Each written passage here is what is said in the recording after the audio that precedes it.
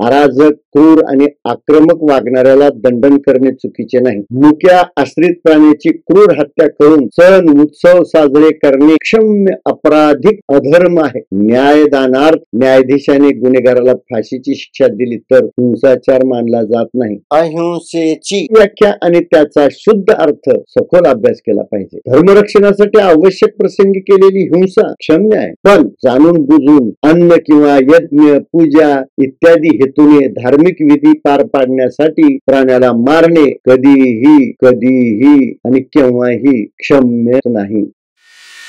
Subscribe and share. Shri गणेशाय नमः. श्री सरस्वत्यै नमः. श्रीमद सद्गुरुचरणारविंदाभ्यां नमः. देह संवर्धन आणि विज्ञान या विषयातील 4थ्या प्रकरणाचा हा दुसरा भाग सुरू करत आहोत. त्यामध्ये अष्टांग योग साधने सर्वात महत्वाचा अंग म्हणजे यम. कारण या यमाला अनन्य साधारण महत्व आहे. यामध्ये जे दोन शब्द आहेत य आणि म. य म्हणजे प्रयत्न करणारे आणि म म्हणजे मकर स्थानापर्यंत, उच्च स्थानापर्यंत, पदापर्यंत, स्थितीपर्यंत, अवस्थेपर्यंत पोहोचण्याचा अटोकाट प्रयत्न करविणारे किंवा पोहोचवणारे या यम शब्दाच्या अनुषंगाने या ठिकाणी व्यक्त होतात. कारण यम म्हणजे मनाच्या स्वैर हालचालीवर नियंत्रण ठेवणे. शास्त्र स्वैरवर्तीचा तीव्र निषेध करतो. स्वातंत्र्य उपभोगायला काहीच हरकत नाही, पण स्वैरतंत्राला कधीच आधार मिळत. पण जाणीवपूर्वक निषिद्ध गोष्टींना अटकाव करणे याला यम असं म्हटलं जातं. आणि प्रामुख्याने यमाचं विश्लेषण अनेक ठिकाणी करण्यात आलेलं आहे. गीतेमध्ये सुद्धा विविध श्लोकांमधून एक भाग सांगितलेला आहे. परंतु प्रामुख्याने सविस्तर एका श्लोकामध्ये सर्व यम जे भगवंतानी भागवत मध्ये उद्धवाला ज्ञान दिलं त्या 11व्या स्कंदातील या श्लोकाच्या माध्यमाने सांगितले आहेत. ते 12 यम आहे. अहिंसा, सत्यम, अस्तेयम, असंगोरीर संचयः, आस्तिक्यं, ब्रह्मचर्यंच, मौनम, स्थैर्यं, क्षमा, भयम.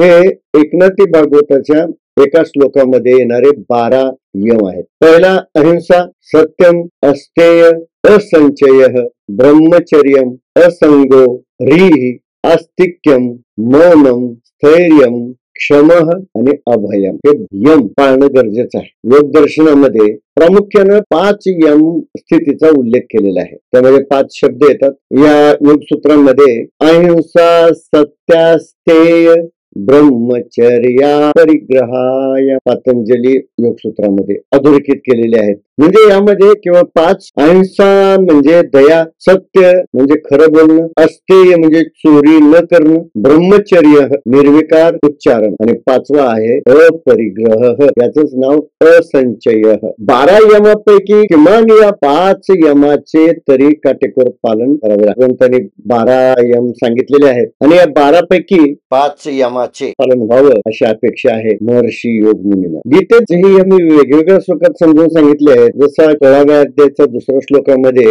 अहिंसा, सत्यम, रीः, अहिंसा आणि सत्य हे दैवी गुण संपदा अध्यायामध्ये आलेले आहे. आणि 14व्या अध्यायामध्ये ब्रह्मचर्यम, अहिंसाच शरीरम तप उच्चते. ब्रह्मचर्य आणि अहिंसा या शारीरिक तपाच्या गोष्टी आहेत. त्यामध्ये ब्रह्मचर्य गीतेत या 14व्या गुणत्रय अध्यायात सांगितलेला आहे. आता उद्धवाला सांगितलेले 12 यम असले तरी आता आपण प्रथम अहिंसा शब्दाच्या भोवती कोणती भावभावना गुंपली गेलेली आहे याचा आपल्याला सविस्तर उल्लेख करावा लागेल. कारण हे शब्द आणि त्याची भावभावना आणि लाक्षणिक शाब्दिक सर्वांगाने अर्थबोध होणं गरजेचं आहे. त्यापैकी पहिला अहिंसा म्हणजे मुनी पतंजली अहिंसेची व्याख्या करताना आपल्या योगसूत्रात सांगतात. म्हणजे अहिंसा प्रतिष्ठायाम तत्सन्निधौ वैर त्याग. याचा अर्थ ज्याच्या मनात अहिंसा स्थापित होते त्याच्या मनात इतराविषयी वैरभाव येत नाही. क्रोधाच्या भरात अन्य जीव मात्रांना त्रास न देणे अहिंसा मानली जाते. याचा अर्थ संसारात वावरताना मनातून अहिंसा पालन करावे लागेल. गीतेच्या 13व्या अध्यायात अहिंसा हे ज्ञानप्राप्तीचं लक्षण सांगितलं. जो अहिंसक वागतो त्यालाच ज्ञानी म्हणता येते. म्हणून गीतेत अहिंसा हा दैवी गुण सांगितला. म्हणून आपण अन्नोत्पत्तीमध्ये जेव्हा मांसाहार विषयी भाग क्रमांक 2 -9 मध्ये जे बोललेलं आहे ते या हिंसा शब्दाने व्यक्त होणारी गोष्ट आहे. अहिंसा दैवी गुण आहे. संत ज्ञानदेव म्हणतात की जगाच्या कल्याणासाठी शरीर, मन आणि मेंदूचा योग्य वापर करणेच अहिंसा मानले पाहिजे. खऱ्या अर्थाने जे मांसाहार वर्ज्य मानतात तेच अहिंसक ठरतात. याच्यावर प्राणी मात्रांना आनंदी करण्यासाठी शरीराच्या हालचाली, बोलणे आणि मानसिक विचारात अहिंसा पाहिजे. हिंदू शब्दार्थ अन्य जीवांना शारीरिक, शाब्दिक आणि मानसिक घात करण्याचा विचारही मनात न येणे अशी अहिंसकता हिंदूचे प्रथमाचरण आहे. संत ज्ञानदेव म्हणतात की जगाची सुखोद्देशे शरीर, वाचा, मानसे राहटणे ते अहिंसे रूप जाण. किंवा तोंडातून निघणारे शब्द सुद्धा अहिंसक पाहिजे. जगाच्या सुखासाठी मन, वाचा आणि काया त्रिवेदांगाने जे वर्तन घडतं ते श्रेष्ठच असलं पाहिजे. तेव्हाच अहिंसा सिद्ध होते, अन्यथा अहिंसा सिद्ध होत नाही. कारण हिंदू या शब्दांमध्ये सुद्धा हिंग म्हणजे हिंसा आणि दु म्हणजे दुसऱ्याची, म्हणजे स्वतःला सोडून दुसऱ्याची हिंसा करण्याची वृत्ती न बाळगणे म्हणजे हिंदू. दुसऱ्याची हिंसा करून जर तो आपलं जीवन घडवत असेल तर तो हिंदू या शब्दार्थामध्ये बसत नाही. कारण तैसे साच आणि मवाळ, मितले आणि रसाळ शब्द जैसे कल्लोळ अमृताचे. ज्ञानेश्वर महाराज माऊली म्हणतात की अशा रीतीने जे सत्य खरं वागणं आहे, मवाळ म्हणजे कोमल मधुर वागणं, मितले म्हणजे अल्प किमान कमी आणि रसपूर्ण अर्थभरीत शब्द श्रोत्यांना अमृतासम आनंददायक वाटावे असे मंजूर बोलणे असावे. एकनाथ महाराज अहिंसा शब्दाची व्याख्या करतात. फार सुंदर व्याख्या. काया वाचा मने पर पीडा त्याग करणे. अहिंसा कोणत्याही शारीरिक, मानसिक किंवा शाब्दिक कृतीद्वारे अन्य सजीवांना म्हणजे प्राणी मात्रांना हो, भूत मात्रांना हो हानी पोचवत नाही. याच शब्दाचे अधिक स्पष्टीकरण देताना एकनाथ महाराज आपल्या भागवत ग्रंथात म्हणतात कायिक, वाचिक, मानसिक भूता उपजे त्रिविध दुःख ते जेथे निमाले निषेख अहिंसा देखते ठाई. या नावगा शुद्ध अहिंसा. त्याचा अर्थ समजून घेताना आपल्याला एवढंच म्हणता येईल, शाब्दिक, मानसिक आणि शारीरिक क्रियांमधून उद्भवणारे त्रिविध दुःख अहिंसा म्हटले जाते. इतर सजीवांना इजा न करण्याची वृत्ती समजली पाहिजे आणि आचरणात आणली पाहिजे. त्यामुळे आपल्याच पोटाची खळगी भरण्यासाठी अन्य प्राणी मात्रांना मारणे, त्यांचा जीव घेणे, त्यांचं शरीराचं मांस खाणे इत्यादी निंद आचरण टाळावे. कारण हा प्रकृतीचा अक्षम्य दंडनीय गुण आहे. प्रकृती या कृतीला क्षम्य ठरवत नाही, ती क्षमा करत नाही. पण या कर्माचा भोग या जन्मात नाही भोगता आला तर तो पुढील कित्येक जन्म भोगावा लागतो. प्राकृतिक नियम आहे, युनिव्हर्सल लॉ आहे. हा कुठल्या देशाचा कायदा नाहीये. तुम्ही माना अथवा न माना, जाना अथवा न जाना, हे असं प्रकृतीनं घडवणं नियती आहे. आता शाब्दिक हिंसा जर थोडक्यात समजून घ्यायची झाली तर शब्दावर नियंत्रण ठेवणे महत्वाचं आहे. वाणीने असभ्य, अर्वाच्य, शिवीगाळ वा निषिद्ध भाषा तोंडाने उच्चारता कामा नये. हल्लीच्या भाषेत सांगायचं तर अनपार्लमेंटरी शब्द म्हणजे असंसदीय शब्दोच्चार. संसदेत काय घडतं ते मी बोलायला नको. प्राणी ताप ढाळू,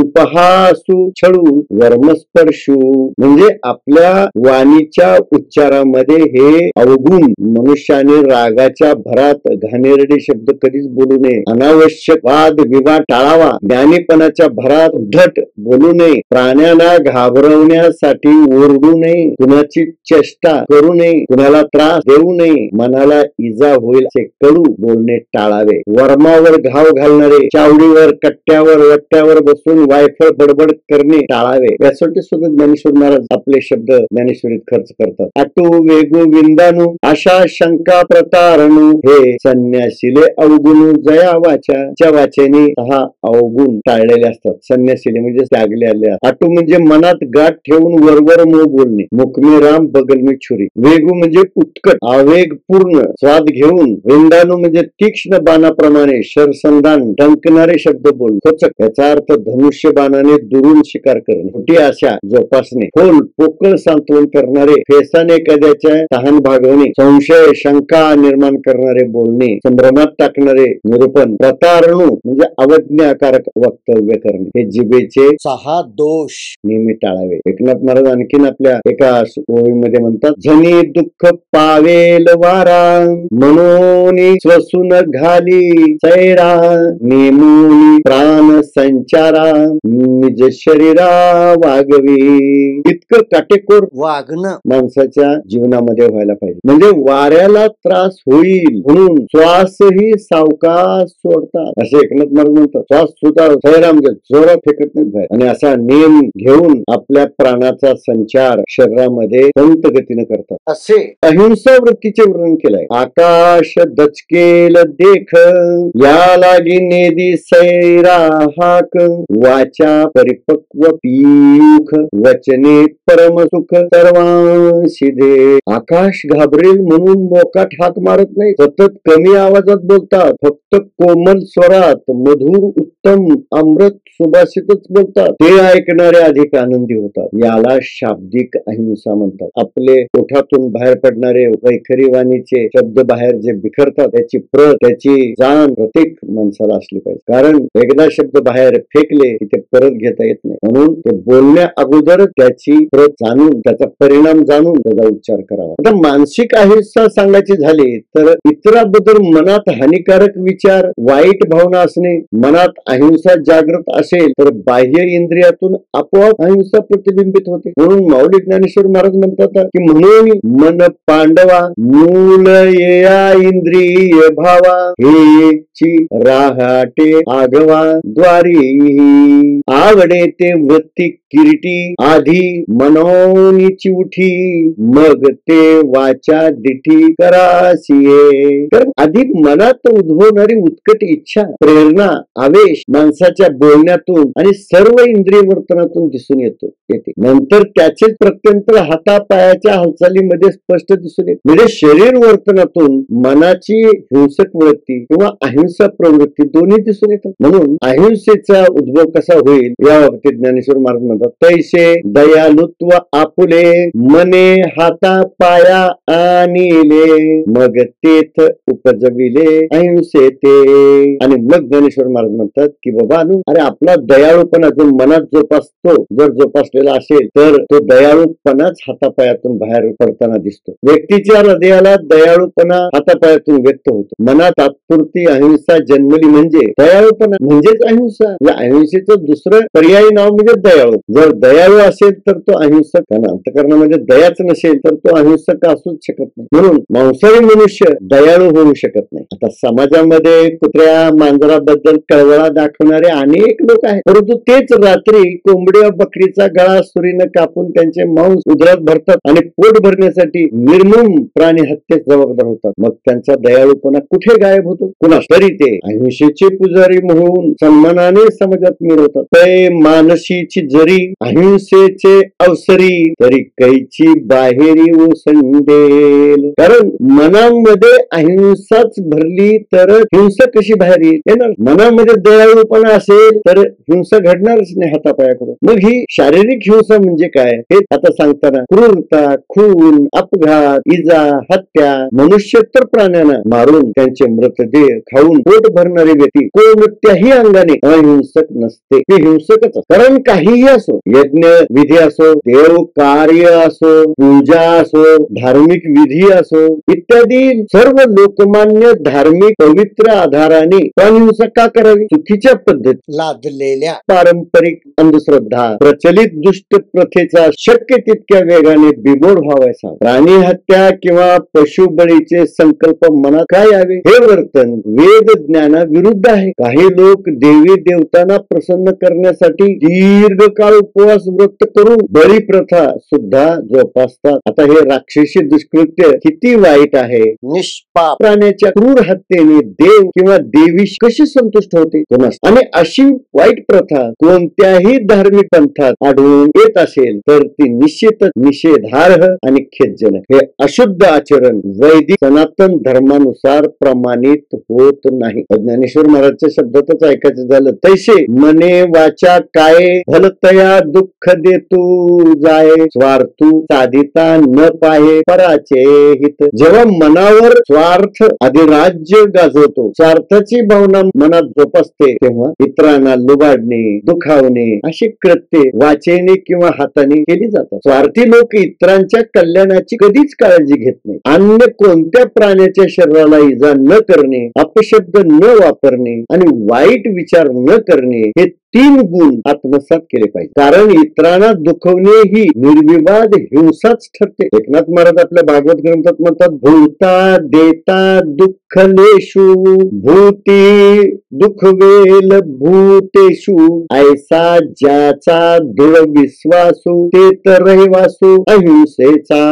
अशाच व्यक्तीच्या हृदयात अहिंसा वास करते. जो अन्य प्राण्याला किंवा कीटकाला सुद्धा इजा झाली तर त्याच्यात वास करणारा आत्मा परमात्मा परेश भूतेश व्यतीत होतो. अशी पवित्र भावना मनात दृढ असते, तरच मनामध्ये अहिंसा निवास करू शकते, राहते. अहिंसावादी सामाजिक धारणा कलुषित करणाऱ्या महाभारताच्या श्लोकाचा खोटा अर्थ धर्म प्रचारक करतात आणि तो श्लोक मी आता या ठिकाणी आपल्या समोर प्रस्थापित करत आहे. अहिंसा परमो धर्म, धर्म हिंसा तथैव च. माणसाचा खरा सर्वोच्च श्रेष्ठ एकच धर्म आहे, तो म्हणजे अहिंसा. तथापि धार्मिकत्व सामाजिक धर्म रक्षणार्थ एखाद्याची हत्या झाली तर ती हिंसा मानली जात नाही. केवळ सद्धर्माचे रक्षण करताना हिंसा घडते, ते पाप नसून पुण्य आहे. याच भावार्थाचे अन्य श्लोकही महाभारतात आढळतात. अहिंसा परमो धर्म तथा हिंसा परंतप, अहिंसा परमं सत्यम यतो धर्म प्रवर्तते. अहिंसा हा परम धर्म असून जर धर्मरक्षणासाठी हिंसा घडली तर ती सुद्धा परम तपश्चर्या ठरते. अहिंसा हाच अंतिम सद्धर्म आहे, म्हणून अशा सद्धर्माची जोपासना करावी. आणखीन समानार्थी श्लोक महाभारतामध्ये ठिकठिकाणी आलेले आहेत. अहिंसा परमो धर्म तथा अहिंसा परो दमः. केवळ सद्धर्माचे रक्षण करताना हिंसा घडते, ते पाप नसून पुण्य आहे. याच भावार्थाचे अन्य श्लोकही महाभारतात आढळतात. अहिंसा परमो धर्म तथा हिंसा परंतपः, अहिंसा परमं सत्यम यतो धर्म प्रवर्तते.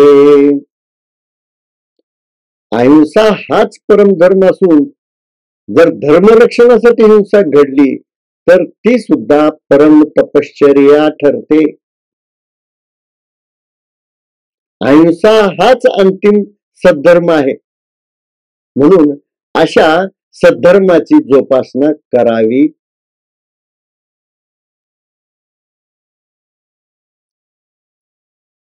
आणखीन समानार्थी श्लोक महाभारतामध्ये ठिकठिकाणी आलेले आहेत. अहिंसा परमो धर्म तथा हिंसा परो दमः, अहिंसा परमं दानम, अहिंसा परमं तपः, अहिंसा परमो यज्ञः तथा अहिंसा परम फलम, अहिंसा परम मित्रम, अहिंसा परम सुखम, अहिंसा परम सत्यम, अहिंसा परम श्रुतम. अहिंसा सर्वश्रेष्ठ धर्म आहे. अहिंसा सर्वश्रेष्ठ तपाचरण आहे. अहिंसा सर्वश्रेष्ठ सत्य आहे. अहिंसा प्रेरणा हे श्रेष्ठ प्रोत्साहक फळ आहे. अहिंसेचे प्रतिपालन म्हणजे महान यज्ञ क्रिया आहे. अहिंसा वृत्तीने अन्य प्राण्यांना दिलेले जीवदान सर्वश्रेष्ठ मानले जाते. मनात अहिंसा वृत्ती दृढ धारण करणे सर्वश्रेष्ठ दम आहे आणि याला तपस्या म्हटलं आहे. अहिंसा जीवात्म्याचा परम सखा आहे किंवा अहिंसा सर्वोत्तम आनंद सुख आहे आणि अहिंसा सर्वोत्तम आचरण आहे. या गोष्टी मनात ऐकून दृढ रुजवाव्या. अहिंसा परमोधर्म सर्व प्राणभृतां स्मृतः तस्मात् प्राणभृत सर्वान् न हिंसा ब्राह्मण क्वचित. हा महाभारत पर्वामध्ये अध्याय 11 मधील श्लोक आहे की सर्व प्राणी मात्राच्या जीवाचे रक्षण करणे हा अहिंसेचा श्रेष्ठ पालनीय धर्म आहे. सर्व प्राणी मात्राचे पोषण करणे सर्वांग हितावह असते, कारण हिंसक मांसाहार करणारा व्यक्ती कधीही ब्राह्मण, ज्ञानी, विद्वान किंवा पंडित होऊ शकत नाही. वेदांचा मुख्य उद्देश सर्व जिज्ञासू लोक ज्ञानाधारे ब्राह्मण व्हावे. ब्राह्मण शब्द जातीवाचक संदर्भाने येत नाही, एवढं लक्षात ठेवा. मी या ठिकाणी कुठल्याही जातीचा निर्देश करत नाहीये. तर ब्रह्म जाणती ती ब्राह्मण, तर उत्तम, विशाल, सात्विक, ज्ञानी व्यक्तिमत्वाचा सूचक आहे ब्राह्मण शब्द. वेदात कुठेही कोणत्याही व्यक्तीला अस्पृश्य मानलं नाही. त्याच्या दृष्टिकोनातून मानव जात जन्मजात अज्ञानी शूद्रच असतो. व्यक्तीच्या बुद्धीचा जसा वरचेवर विकास होतो तसा तो वैश्य, क्षत्रिय किंवा ब्राह्मण या बौद्धिक पातळीनुसार पदवीधारक होऊन सन्माननीय जीवन जगतो. म्हणजे हे ज्याचे त्याच्या बौद्धिक पातळीचे गुणविशेष आहे. कोण वैश्य धर्म स्वीकारतो, कोण क्षत्रिय धर्म स्वीकारतो किंवा कोण ब्राह्मण धर्म ज्ञानी होतो. पण जो ज्ञानाचा प्राप्ती करून घेत नाही, बुद्धीचा विकास करत नाही, शिक्षण घेत नाही, शाळेत जात नाही, तर तो अज्ञानी राहतो. मग अज्ञानी मनुष्याला शूद्र व्यवसाय करणं क्रमप्राप्त ठरतो, कारण पोट भरणं हे कर्माचं मूळ कारण आहे. कारण पोटासाठी मग पुन्हा दगडधोंडे फोडावेच लागतात, कारण बुद्धीचा बौद्धिक विकास झाला नाही तर शेवटी अपरिहार्यपणे त्याला ते कर्म करावं लागतं. म्हणजे माणसाच्या मनाला अगदी घृणा येतील असे सुद्धा कर्म करावे लागतात, परंतु त्या कर्मामुळे तो मनुष्य शूद्र ठरत नाही, कर्म शूद्र आहे. मनुष्य कधीच शूद्र होत नाही, पण त्याच्या अज्ञानामुळे त्याला त्याची अपरिहार्यपणे त्याला शूद्र कर्म करणं गरजेचं पडतं. अर्थात जो ब्रह्मस्वरूप होतो तोच ब्रह्म ठरतो. स्वउपजीविकार्थ प्राणी हत्या करणारा कोणीही जन्माने ब्राह्मण असला तरी, मी फक्त कंसात लिहिले, हिंस्र व्यक्ती कधीही ब्राह्मण पदवीधर होऊ शकत नाही. म्हणजे ब्राह्मण ही पदवी आहे, हे लक्षात ठेवा. जशी इंजिनियर, डॉक्टर, वकील या पदव्या आहेत, त्यांनी आपल्या बुद्धीचा जसा विकास केलेला आहे त्यानुसार त्यांनी त्या पदव्याची धारणा मनामध्ये जोपासलेली आहे. तद्वतच वैश्य, क्षत्रिय आणि ब्राह्मण ह्या सुद्धा पदव्याच आहेत. त्यांच्या बौद्धिक विकासानुसार त्यांनी आपल्या मनात कोरलेल्या आणि धारित दृढ संकल्पना आहेत आणि त्यानुसार त्यांचं जीवन चालतं. किंबहुना त्यांना चालवणं क्रमप्राप्त ठरतं, कारण बुद्धीत पूर्ण ज्ञान अवतीर्ण होण्यासाठी अहिंसक असावे लागते. मुळात पहिलं लक्षण आहे यम, तो अहिंसकच असला पाहिजे, तरच तो त्याच्या बुद्धीचा विकास होतो, नाहीतर होत नाही. कारण महाभारताच्या अश्वमेध पर्वामध्ये एक श्लोक आहे, अत ऊर्ध्वं प्रवक्ष्यामि नियतं धर्म लक्षणम अहिंसा लक्षणो धर्मो हिंसाच्या धर्म लक्षणा. येथे सर्व श्लोकाचा एकच अर्थ आहे की अहिंसा हे धर्माचे एकमेव मुख्य लक्षण आहे. प्रवक्ष्यामी म्हणजे समजून घ्या, ज्ञानी माणसाने लगेच समजून घ्यायला पाहिजे. शहाण्या शब्दाचा मार आणि ज्ञानी माणसाला जास्त बोलण्याची गरज पडत, एका शब्दात त्यांना कळतं. अहिंसक वृत्ती ही